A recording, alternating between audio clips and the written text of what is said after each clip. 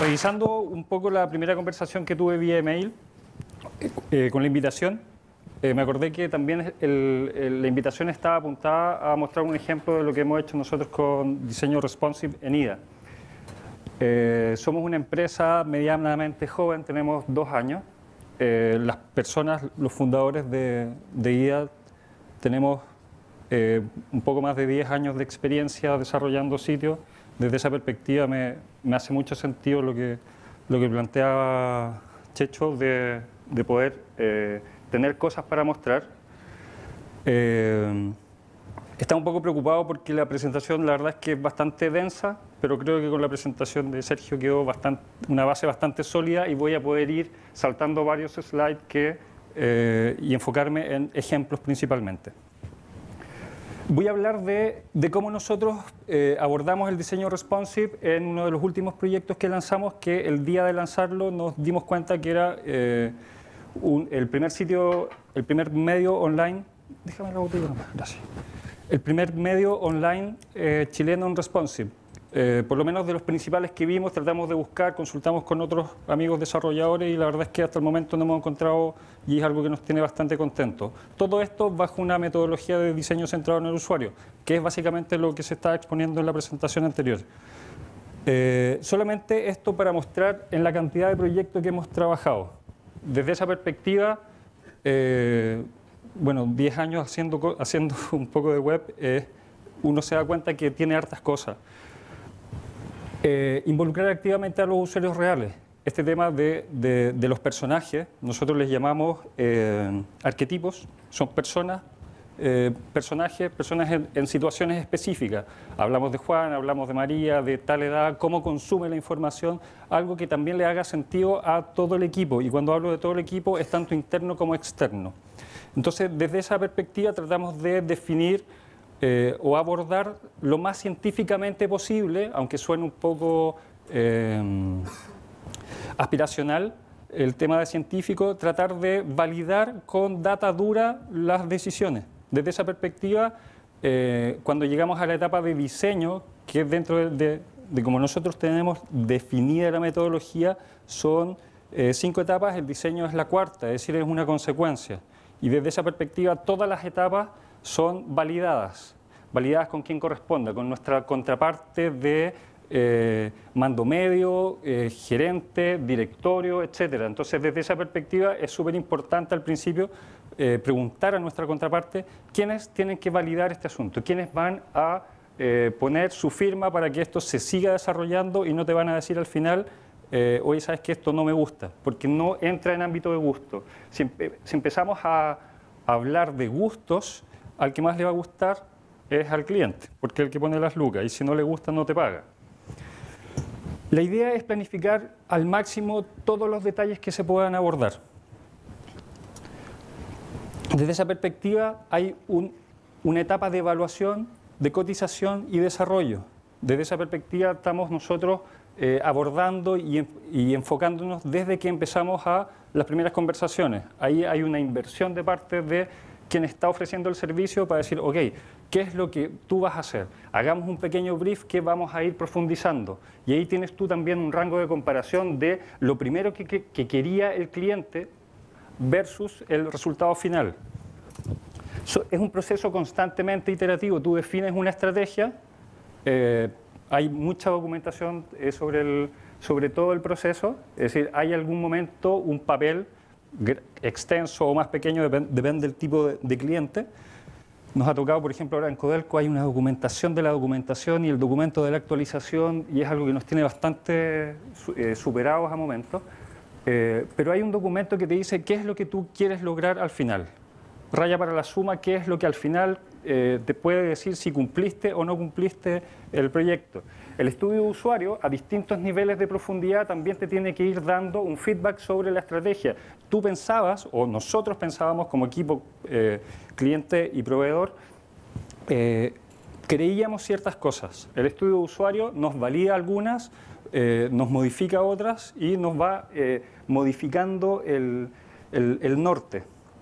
Arquitectura de la información, lo mismo. Pasa mucho que el cliente cree que esto se arma según la experiencia y todo lo que uno pueda o crea tener de contenido. Pero pasa mucho que el contenido no te llega. Nosotros desde una de las experiencias que hemos ido abordando desde el principio es empezar a pedir el contenido desde el principio, que es algo que se ve muy en menor forma, pero al final hay veces que estamos llegando a etapa de diseño y el cliente dice, el lunes te mando el contenido, el lunes te lo mando, el lunes te lo mando, y resulta que se va a lanzar el sitio y el contenido no está. Y cuando llega, no es acorde a la arquitectura que se está proponiendo. Entonces la arquitectura no empieza a soportar y empiezan a surgir muchas vulnerabilidades del proyecto. Finalmente viene el diseño visual, es decir, yo tengo una aprobación de estrategia, una firma, si es viable. Ya cuando estáis hablando con clientes un poco más grandes, la firma de las personas o el mail escrito, apruebo el wireframe, no sé cuánto, es tu garantía de, oye, esto lo aprobaste tú. Entonces, si quieres modificarlo, ok, volvamos acá y eso significa lucas para ti. Abordamos el diseño visual y otra consecuencia que es toda la producción y el desarrollo. El sitio que nosotros lanzamos ahora a principios de agosto es Capital.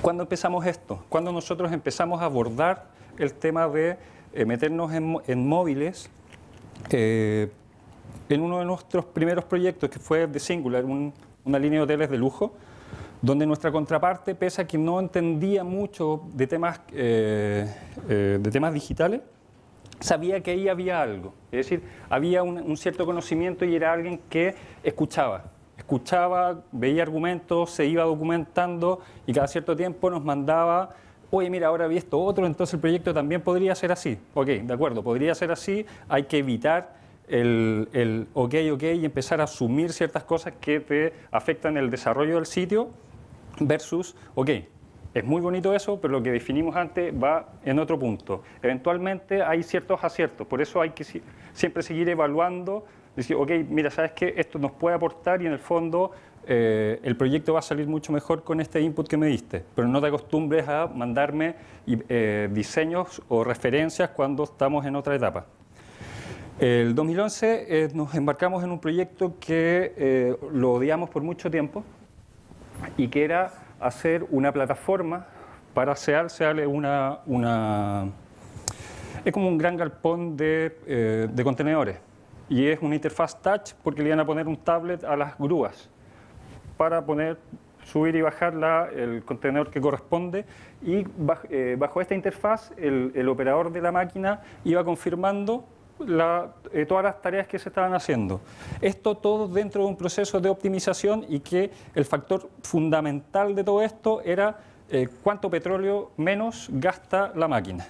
Es decir, yo tengo una fila de camiones esperando, ellos desarrollaron toda una lógica de priorización de tareas versus la ubicación donde está la máquina. Uno setea dónde está la máquina y según eso y las tareas te manda la tarea de descargar o cargar un camión según tu ubicación. Eso empezó a evitarles a ellos que el tipo se detuviera, fuera al baño con la máquina, 10 minutos para allá, 10 minutos para acá, de vuelta. Entonces, dentro de un proceso de optimización, nosotros dijimos, ok, metámonos en esto, es algo que queremos hacer, queremos meternos en touch, tomamos una decisión y si lo vemos desde el lado económico, fue nuestro peor negocio. Si lo vemos desde la estrategia de poder hacer, y siendo súper optimista, SEAL nos pagó un I+D que a ellos también les salió barato y nosotros pudimos meternos y dedicarle HH pagadas a un proyecto y un aprendizaje que nos fue bastante... Es decir, en el fondo el producto puedo mostrarlo como un ejemplo de cierta forma de fracaso y de cierta forma de éxito. Esto ustedes no lo han visto, creo que hay alguien de BTR por ahí. Esto es algo que va a estar lanzado, tenemos el visto bueno, hay que meterse a temas de máquina, por eso va muy rápido, no quiero que hay unas firmas por ahí que estoy vulnerando un poco. Esto tampoco lo vieron, es toda la interfaz de móvil y tablet para la grilla de televisión y toda la programación. Entonces, desde esa perspectiva también nosotros fuimos empujando a este cliente, que era un cliente, es un cliente bastante complejo, es un cliente grande, hay varios mandos medios entre medios. Nosotros aprendimos que tenemos que ir validando a las personas de forma interna, como para decir en el fondo, ok, el objetivo del proyecto es hacer, disponer en este caso la programación en tu bolsillo o en tu tablet.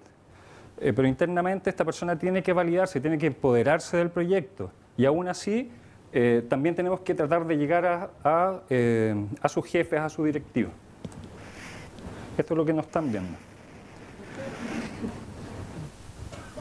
Entonces, esa grilla empieza a tener una lógica de cuál es el objetivo y de repente van apareciendo, nos cambiaron la contraparte, eso es algo que todavía no podemos controlar. Nos ha pasado un par de proyectos donde, en gobierno, por ejemplo, estábamos haciendo el sitio de CONACE y de repente 2 o 3 meses de trabajo, oye, ¿sabes qué?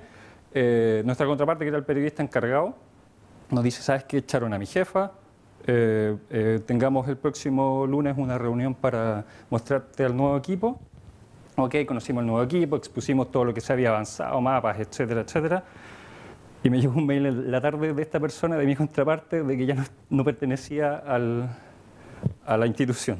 Entonces quedamos absolutamente casi sin piso. Por suerte yo ya había conocido a las otras personas y empezamos todo un proceso de nuevo. Desde esa perspectiva, en ese proyecto puntualmente, lo que pasó es que la contraparte nueva tenía un poco más de conciencia a propósito de metodologías de desarrollo de sitios, y como el gobierno está, todas las entidades de gobierno, además de todo lo usable que deben ser los sitios, están ligados a un decreto, el decreto 100, que es un cumplimiento que tienes que hacer, que es un decreto con fuerza de ley, pero como decreto no castiga a nadie, si no lo cumples da lo mismo, es bastante blando.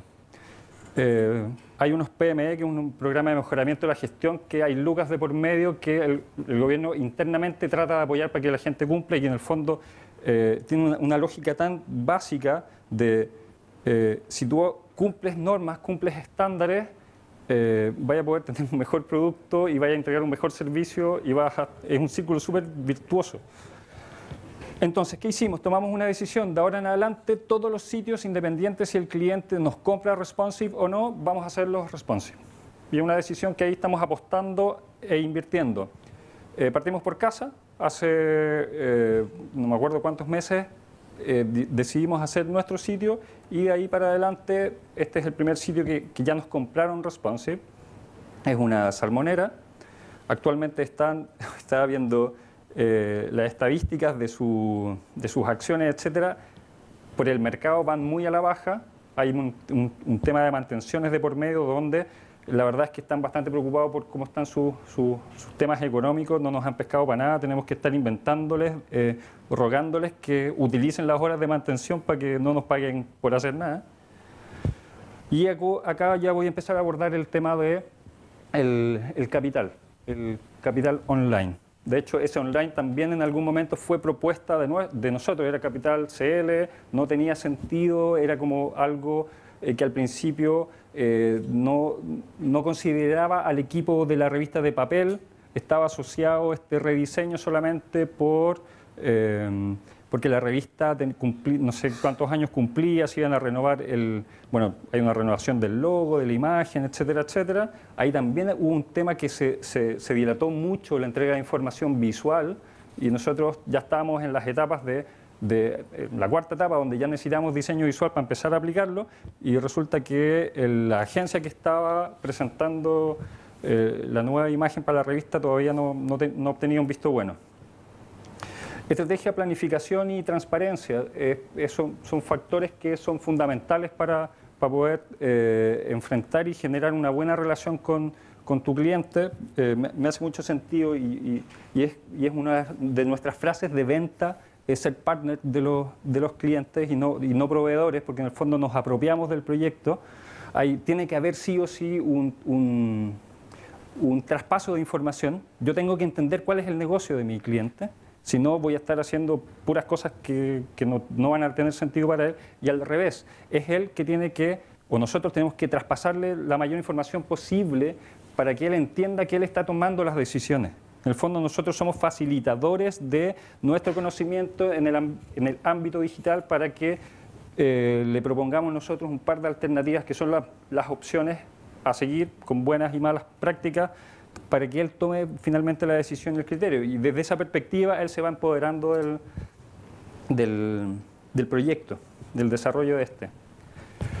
Lo que comentaba al principio, ¿cómo definimos el fracaso o el éxito del proyecto? ¿Hay algo, hay alguna frase, hay un objetivo en particular que al final de la liberación, que es cuando realmente empieza toda la pega para el cliente, y eso es algo que también hay que hacerlo entender? No es el trabajo de hacerlo y después que quede votado. Tenemos un proyecto que veíamos que iba a quedar votado, se lanzó y tenía una sección pequeña de noticias y un Twitter, porque la cliente finalmente quería eso y ahí quedó. No sé si habrá tuiteado alguna vez más. Y acá tenemos una pequeña comparación de lo que era versus lo que es actualmente. Entonces hay todo un contexto, hay imagen corporativa que la estaba viendo Tercero, eso también es súper relevante cuando estáis trabajando con empresas o con contrapartes un poco más grandes. Siempre van a haber otros proveedores donde pueden generarse relaciones muy fructíferas como también muy tóxicas en cuanto a codazos y no te entrego esto y cosas por el estilo. Desde esa perspectiva, la idea es poder identificar quiénes son, cómo ven esto, si te ven como alguien que te va a llegar a serruchar el piso, a quitar parte de la torta, etc. Esto es lo que había. Era algo que claramente hacia abajo no hay un control de lo que se está trabajando. Fue algo que seguramente fue evolucionando orgánicamente, desordenado, etc. ¿Qué hacemos nosotros? ¿Cómo yo voy a empezar a ejemplificar y a tratar de mostrarles cómo uno puede ir obteniendo data dura de esto? Lo primero que hicimos fue hacer un mapeo. No sé si conocen Crazy Egg. Crazy Egg es como un analytics, pero que se dedica a hacer mapas de calor en base a las visitas, a los clics. Es una herramienta, yo creo que lleva un poco más de 5 años, ha evolucionado harto, y la verdad es que te da un input visual de la data que al cliente le hace mucho sentido. Lo primero que hicimos es ponerlo algún tiempo con un límite de 5.000 visitas para hacer un mapeo general. Nos ha servido para pedir perdón y mordernos la lengua. En CONACE, precisamente, dentro del equipo, en alguna reunión de equipo, saltaba la persona de recursos humanos y decía: lo más importante es el formulario o el botón de trabaja con nosotros. Y seguíamos la reunión y cada cierto rato: oye, no se olviden del trabaja con nosotros y el trabaja con nosotros. Ok, políticamente correcto, uno le dice: ok, es importante, vamos a analizarlo, vamos a ver cuán relevante es, etcétera, etcétera. Y hasta el día de hoy lo ocupo de ejemplo porque Crazy Egg me hizo comerme las palabras porque en algún momento era una de las cosas más visitadas. En ese proyecto en particular también tuvimos la oportunidad de hacer encuestas y entrevistas de usuarios. Y las entrevistas de usuarios con usuarios que son internos, que son funcionarios de la institución, de repente nos empiezan a decir: mira, ¿sabes qué? Yo por defecto visito mucho los trabajos que hay acá. Independiente de que yo trabaje acá, hay una escalabilidad de rangos y niveles de forma interna donde se genera esa necesidad. Es decir, yo siempre quiero estar mejor y siempre estoy viendo cuáles son las pegas que se están ofreciendo de forma interna. Ahí nos calzó precisamente con esto, hicimos una conexión y finalmente tuvo un lugar mucho más preponderante de lo que en algún momento nosotros estábamos pensando. Acá la sorpresa fue capital legal. Coffee Break es una sección como bastante, un poco de contenido un poco más liviano, no temáticamente, sino que en cuanto al volumen de información. Capital legal cuando lo vimos, era un tema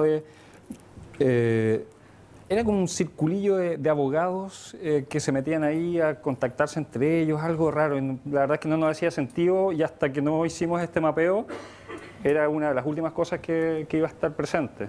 Pero resulta que sí tenía sentido real a propósito de quienes estaban visitando, los usuarios reales. Es decir, aquí no hay intervención, no hay interpretación, es eso lo más pinchado. Scroll, esta es una de las funcionalidades que salieron los últimos meses o este último año, donde también voy entendiendo cuál es la cantidad de scroll que se va generando por los usuarios. Y aquí ya es la misma data, pero un poco más detallado.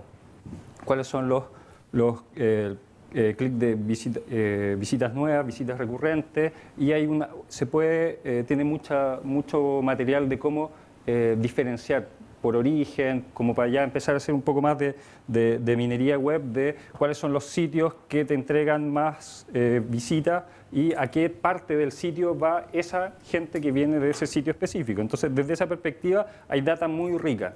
Al cliente le interesa principalmente esto.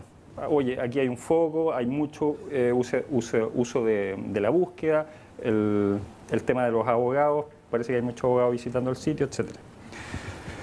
Tres preguntas que hay que plantear desde el principio. ¿Qué es lo que quiere el cliente? ¿Qué necesita para lograrlo? ¿Y con qué recursos cuenta? Quiero un blog que se actualice a diario como Firewire. Esa fue una de las frases que nos sorprendió a propósito de qué es lo que quería nuestra contraparte de Capital, que se adapte un poco a los teléfonos, etcétera, etcétera. Y terminamos dando vuelta, es decir, obviamente él alguna noción tenía a propósito de la actualización de datos y este concepto de curatoría, donde pese a que no habían periodistas para la web, había un equipo de periodistas para la revista Papel, donde todavía está la idea de incluir e incorporar a este equipo de periodistas de papel, no periodistas de papel, sino los periodistas que trabajan para la revista de papel, para poder integrarlos al flujo de contenidos del sitio. Pero actualmente eso fue una idea que quedó botada y que hay que retomar. ¿Por qué? Porque el equipo de la web es una periodista que llegó en el periodo cuando nosotros estábamos iniciando el proyecto. Hay una practicante y en el fondo es un equipo bastante pequeño. Entonces, ¿cómo puedes hacer un flujo donde el compromiso interno es empezar a publicar cada una hora contenido con un equipo tan pequeño? Y ahí salió el concepto de la curatoría. En el fondo estáis viendo, estáis relevando contenido, estáis generando una pequeña opinión, pero estáis generando un flujo mucho mayor de contenido sin ser propiamente generadores de contenido. Hay un área de generación de contenidos que es el área de columna, donde ahí ya habla directores, ya gente más del equipo del medio. La actualización diaria, estar en los dispositivos, migrar un archivo histórico. Nosotros le hacemos el kit a la migración de archivos. Es una pega que... Esa pega sí que es para programadores. Ahí estoy un poco en desacuerdo con el decir programador a quien maqueta en HTML y CSS. Y desde esa perspectiva creo que la transparencia hacia el cliente es fundamental. Oye, sabes que yo no sé hacer esto, yo no quiero hacer esto, dentro de mis definiciones es no hacer esto. Trabajé con alguien que migra, te pongo en contacto con él, lleguen a acuerdos de lucas y yo gestiono eso, porque yo sé voy a poder generar requerimientos técnicos. Desde esa perspectiva, la relación que generamos en este caso con Federico de Capital es, ok, llega a tus acuerdos de lucas y yo me hago cargo de los temas técnicos, para que esa persona haga lo que realmente está contratado para hacer. Opciones sociales, todo siempre tiene opciones sociales y parten con cosas bien etéreas, porque en el fondo hay que tener cosas sociales porque estamos en un contexto social, pero no hay un objetivo claro en primera instancia. Y empezaron a salir primeros conceptos como el concepto del desayuno informativo, que ya empieza a tener sentido. Empieza a tener sentido en la medida en que eso ya tiene que define una metodología interna del trabajo de equipo de periodistas donde ya tienen que tener en la mañana contenido listo. Es decir, el día anterior o en la noche se deja programado cuál es el contenido que va a ir al día siguiente. Bueno, esto ya me adelanté con estos comentarios. Objetivos: aumentar visitas. Son los desafíos de su cargo. En el fondo, nosotros cómo empezamos a entender, en este caso a Federico, que cuáles son sus objetivos, y si él no cumple los objetivos, obviamente tiembla su piso. Y había un cambio de proveedor también. Ahí se me fue algo que no... un movimiento que no va. A propósito de clientes, una pequeña tipificación de clientes, el que sabe y exige y tiene la oportunidad de innovar. Eso de tener la oportunidad de innovar es alguien que te puede ir exigiendo cosas porque tiene un conocimiento un poco más técnico y de repente ve un artículo, le hace un poco sentido, pero te habla con términos técnicos y te la tira por si acaso, aprovecharlo como una oportunidad. Ok, hagamos eso, investigamos un poco, a no ser que yo tenga que ponerme a investigar eternamente, y ahí vuelvo al tema de ser súper transparente. Oye, ¿sabes qué? No cacho eso, voy a averiguar y te voy a dar mi opinión. Cómo se conecta, cómo funciona, si tiene sentido para el proyecto que estamos haciendo o no. El que no sabe tanto pero entiende y valora, que era el caso de Nicolás con el hotel. Era una persona que principalmente ve el tema negocio, pero se está enterando de ciertas cosas y entiende y se siente agradecido cuando tiene un feedback de, oye, ¿de qué se trata esto? Mira, ¿sabéis qué? Averiguáis un poco, le comentáis, le tiráis otros links y se va retroalimentando. El mando medio que tiene que validarse internamente. Ese es algo que es un personaje que se tiene que valorar mucho porque uno tiene que empoderarlo. Hay veces que uno, por más estrategia o por más que empuje a llegar al directorio y tener una relación directa con ellos, no lo va a lograr. Porque el mando medio a lo mejor no quiere, porque la institución no está para ese feedback con proveedores. Entonces, la estrategia es poder validar a esta persona y que él vaya y te represente lo mejor posible, que hable. ¿Cómo hago yo que alguien que está, no sé, un año o que viene llegando, hay veces que hay personas que vienen llegando a la institución y tienen que empezar todo este proyecto, ¿cómo hago que el que está nuevo hable con la autoridad de alguien que lleva 10 años desarrollando sitios? ¿Cómo yo lo valido a él internamente para que él hable con esa autoridad? El que dirige y toma las decisiones es el favorito porque en el fondo está ahí de tú a tú, donde trabaja directamente y en algún momento tenéis reuniones de arremangarse la camisa, rayar, etcétera. Es ideal. El que no sabe y no valora, ese mejor lo dejamos pasar porque si no lo valora, todo el trabajo que tú estás haciendo se traduce en que no te va a pagar o te va a decir que todo es caro y que por qué, etcétera, etcétera. Ahí se me pasó otro movimiento. Definiciones estratégicas. Cómo nosotros al principio del proyecto vamos identificando cuáles son los requerimientos, a propósito de las 3 primeras preguntas que hay que plantear, donde detectamos, minimizamos y cuantificamos, que ya no tiene que ver, bueno, esto se hace cuando está en el periodo de cotización, etcétera, pero se tiene que abordar seriamente cuando ya está abordando el proyecto. Hoy queremos el Twitter, queremos Gmail, ahora el G+, etcétera, etcétera, pero resulta que no tienes a alguien que te administre eso y está destinado a la muerte. Entonces, ok, ¿sabéis que estas áreas son vulnerables? No las consideremos. ¿Por qué? Porque va a salir un sitio muerto desde el primer día porque no tenéis a alguien que te publique noticias. Le ayuda al cliente a cuantificar. Oye, ¿sabes qué? Voy a necesitar a alguien que publique noticias. Ya voy a contratar un practicante para que me publique noticias. Eso significa lucas, significa tiempo, etcétera.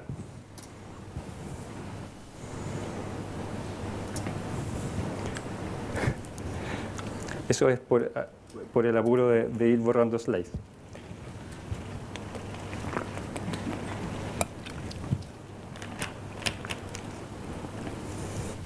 Hay distintos tipos de requerimientos y de contexto para poder ir enfrentando los proyectos. Hay temas técnicos y que nosotros ahora que estamos en el periodo de mantención nos hemos ido enfrentando a ver, cuando un sitio tiene, y esto es un poco más técnico, cuando un sitio tiene mucha visita hay que empezar a jugar con memoria caché para que se pueda presentar el contenido mucho más rápido, eso versus los administradores que publican cada una hora y te llaman, oye, ¿sabes que no veo la publicación porque lo publiqué recién y no se visualiza? Y hay temas técnicos que hay que abordar y hay que enfrentar desde el principio. En toda esta iteración que mostré al principio a propósito de la metodología donde está la estrategia, estudio de usuario, arquitectura de información, diseño y producción, lo que hicimos fue pescar la producción y poner un hito principal antes de los wireframes o a nivel de wireframe. ¿Por qué?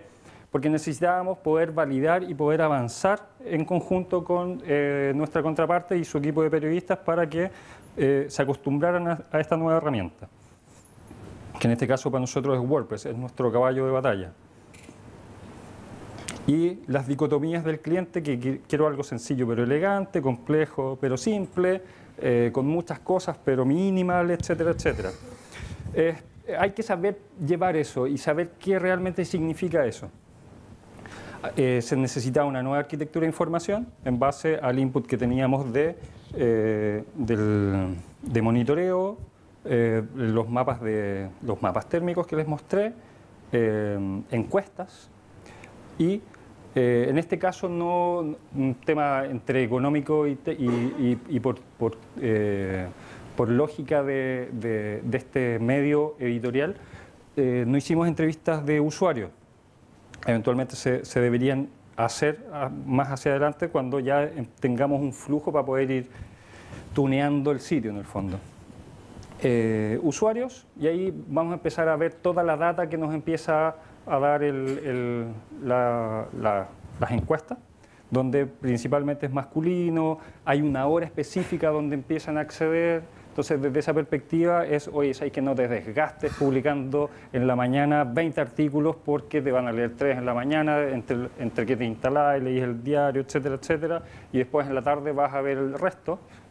Desde esa perspectiva estuvimos hablando a propósito de una experiencia de una aplicación de un diario brasileño que en la mañana te tiraba los tips, los contenidos bastante cortos, y en la tarde en la aplicación desarrollaban los temas. Es decir, a las 7 de la tarde publicaban en la aplicación, en la mañana publicaban los temas que iban a desplegar en la tarde.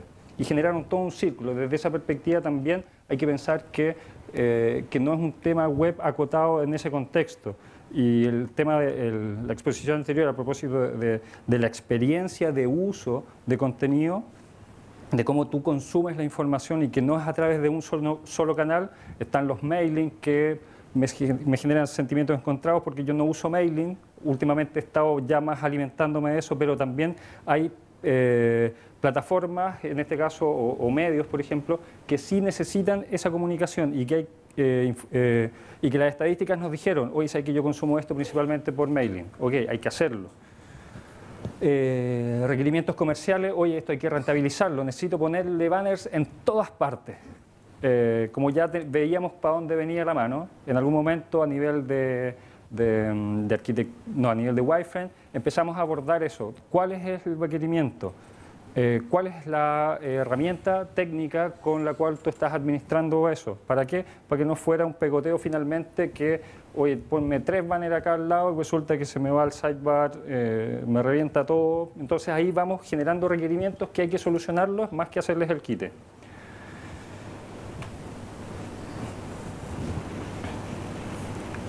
El tema que les comenté, bueno, ya hicieron referencia al mobile first. Yo creo que desde la perspectiva del responsive es como un as o un comodín bajo la manga que uno puede ir sacando a propósito de, ok, hagamos responsive, adaptémonos a todos los dispositivos, lo que nos implica sí o sí que simplifiquemos, que veamos en serio cuál es el core del asunto, cuál es el contenido principal y que todo lo demás es accesorio. Desde esa perspectiva, ahí uno puede ir cada cierto tiempo para todas las ocurrencias del cliente, hoy podríamos poner esto, los más visitados, los no sé qué, etcétera, etcétera. Ok, pero, ¿sabéis qué? Responsivamente, eso es un accesorio. Evaluémoslos y trabajémoslo como tal. Por eso el tema de destacar el contenido, no lo accesorio. Construir una interfaz moderna, simple y sencilla, aumentar la legibilidad y permanencia en el sitio. Y eso es lo que en algún momento al principio tú tienes que comprometerte de cierta forma, pero tampoco puedes tirarte con números hacia cómo aumentar el analytics. Por experiencia hemos constatado que para los cambios de sitios que tienen harto tráfico, bueno, en distinta medida, hay una baja las primeras semanas y que nos tuvo bastante locos porque el cliente estaba encima, dándonos, llamándonos, escribiéndonos a cada rato, oye, las estadísticas están bajas, están bajas. Nos juntamos, analizamos el asunto, fuimos tuneando ciertas cosas, oye, pero esto debería ir subiendo, es la lógica, no, sí yo sé. Sí, cuando era histérico por mail, era histérico por teléfono, pero cuando nos juntábamos con él entendía que esto funciona así, pero tenía que presionar, es obvio. Dupliqué muchas veces ese slide. Definición de benchmark. Benchmark es básicamente cómo vamos comparando. Vamos comparando bajo ciertos parámetros. Le pedimos al cliente en este caso que nos diera 4 referencias y es principalmente para que nos vayamos entendiendo mejor. Cuando yo digo blanco a un maestro que me va a pintar la casa, él como experto en pintura puede sacar un catálogo de miles de blancos, perla, crema, etcétera, etcétera. ¿Cómo vamos ajustando? ¿Cómo vamos haciendo sentido de lo que él quiere o qué es lo que él cree que quiere y cómo lo ejemplifica? Analizamos 4 sitios, The Guardian, Big Think, Alt Think y The Atlantic, donde voy a mostrar un par de slides del benchmark. Scroll, todos tienen un scroll bastante generoso. Hay mucha gente que se asusta con los scrolls, pero dentro de un contexto, de un medio, que hay mucho flujo de información, empezamos a hablar de ríos de contenido, aparte del tema del tratado de los destacados, eso es principalmente para decir, oye, no le tengamos miedo al scroll. Pese a que el scroll actual que había en el sitio era un scroll bastante mal ocupado, donde los últimos, no sé, 500 píxeles, 700 píxeles, estaba dado solamente por un sidebar que fue creciendo de manera inorgánica. Algo que esto es en tablet, la visualización que tenían estos mismos sitios en tablet. Nosotros vimos esto y dijimos, ok, esto lo podemos mejorar, absolutamente. Desde esa perspectiva también es marcar cuál es el contexto con el que nos estamos comparando, esa es la vara, gratamente fácilmente superable. Y aquí empezamos a hacer un análisis que tiene que ver con temas, cómo se van verbalizando todo esto, que el cliente ve que este sitio que te doy de ejemplo, esta es la simplicidad que yo veo. Ok, esta es la lógica de la estructura, así trabajan los contenidos. Ok, lo vamos verbalizando, lo vamos aterrizando para que se generen discusiones en base a temas súper concretos.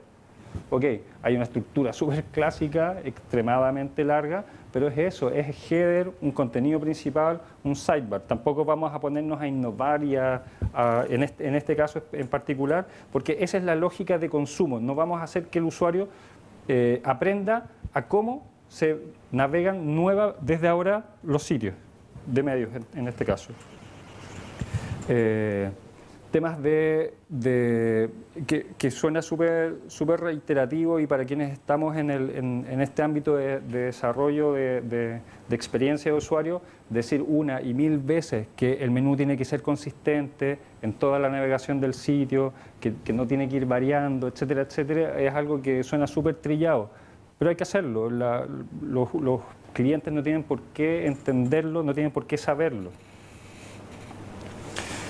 Principales conclusiones: menú principal estable, arquitectura que vaya haciéndole sentido a ellos, propiciar una navegación transversal, no es el más contenido porque sí, no es los últimos visitados porque sí, sino que haga sentido. Entendemos que habían ciertos arquetipos que navegaban de cierta forma. Fuertes llamados a la acción, ley cromática clara y precisa, que una ley que teníamos que construir en base a la nueva imagen, pero que no nos llegaba en algún momento, dinamismo dentro de las columnas para que estas grandes sábanas de contenido tampoco se hicieran fomes, un trabajo tipográfico bastante detallado, pese a que se ve súper simple y que es lo más difícil de lograr, que la marca esté presente en todo el sitio. También es algo que te empiezan a pedir cuando hay un área de marketing que tiene que empezar a sacarle jugo a todo el producto que tú estás creando. Suscripciones sencillas. Eso es bien contradictorio cuando el gerente de suscripciones te llama y te dice que son 15 campos obligatorios en el formulario porque necesitamos el root, el teléfono, el nombre, los 2 apellidos, la empresa donde trabaja, el mail obviamente, teléfono para poder llamar de vuelta y confirmar el proceso, es decir, ahí ya el formulario no es el que cerra el proceso, y si la dirección de despacho y si la persona era a quien había que facturar o era la empresa, ponías empresa y te salían otros 15 campos donde estaba el nombre de la empresa, root de la empresa, teléfono de la empresa, mail de la empresa, etcétera, etcétera. Entonces, desde esa perspectiva es como... Y eso fue 2-3 días antes del lanzamiento, entonces era como... Mágicamente el cliente sacó su carta bajo la manga, ok, ¿sabes qué? Acotémoslo a esto y evaluémoslo porque lo que me estáis pidiendo es precisamente que la gente no se suscriba. Me pasó también en Ministerio de Relaciones Exteriores con una OIRS, que llegó la OIRS al formulario y eran 18 campos obligatorios. La colaboración con redes sociales donde tampoco tenían una red o una comunidad ellos armados y querían empezar a tener todos los compartir de todas las redes sociales, etc. Y nuevamente el tema de los espacios publicitarios. Empiezo a terminar y voy a ir bastante rápido a propósito de esto del diseño responsive. Un diseño que se adapta, es algo que ya se ha conversado bastante acá.